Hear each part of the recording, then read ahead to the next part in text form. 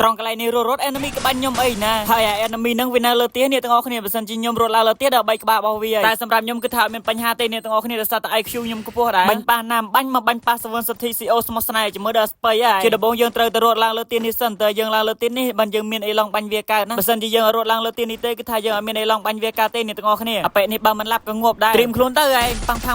ងទីងតុងតាំងម៉ូនីណាប៉ាន់តិ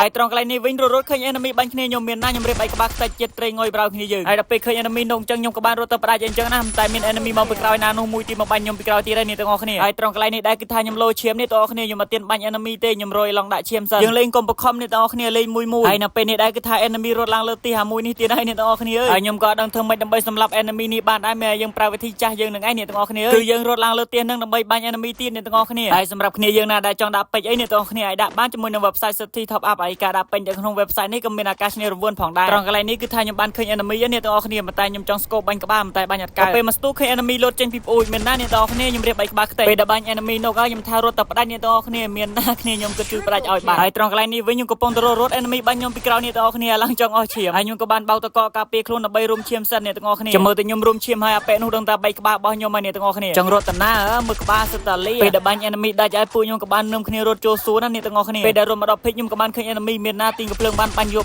enemy ក៏បានដកទៀតទៅហើយខ្ញុំក៏អត់ទៅ enemy ឲ្យនៅយូរនៅមកជួបប្អូនដែរខ្ញុំក៏បានបាញ់ផ្ដាច់ enemy ភ្លាមតែម្ដងហើយត្រង់កន្លែងនេះឃើញ enemy ឈរនៅក្បែរតកខ្ញុំបាញ់យកសោះចេះនុករបស់ខ្ញុំដែរអ្នកទាំងអស់គ្នាហើយខ្ញុំគឺជាមនុស្សម្នាក់ដែលអត់ចង់ទុក enemy ឲ្យនុកយូរទេតែបាញ់ enemy នុកដល់ខ្ញុំទៅផ្ដាច់ភ្លាមតែម្ដងហើយត្រង់កន្លែងនេះដែរគឺថាស៊ូនស៊ីឈឺមែនទេអ្នកទាំងអស់គ្នាខ្ញុំក៏បានឈប់រុំឈាមសិនតែបើកន្លែងទៅមើលគ្នាខ្ញុំវិញគឺថាដាច់អស់លីងសោះតែខ្ញុំម្នាក់ទេអ្នកទាំងអស់គ្នាហើយខ្ញុំក៏បានបន្ថយជីវិតខ្ញុំមកជួយគ្នាខ្ញុំសិនគឺខ្ញុំអត់ទានរត់ចូលស៊ូនទេអ្នកទាំងអស់គ្នាពេលដែលខ្ញុំបានជួយគ្នាខ្ញុំពីរនាក់ហើយខ្ញុំក៏បានរុំឈាមសិនតែមិនដឹងជា enemy មកពីណាទេអ្នកទាំងអស់គ្នាវាបាញ់ខ្ញុំនុកបាទវីដេអូខ្ញុំគឺមានតែប៉ុណ្្នឹងហើយអរគុណគ្នាយើងចាំជួបគ្នានៅវីដេអូក្រោយទៀត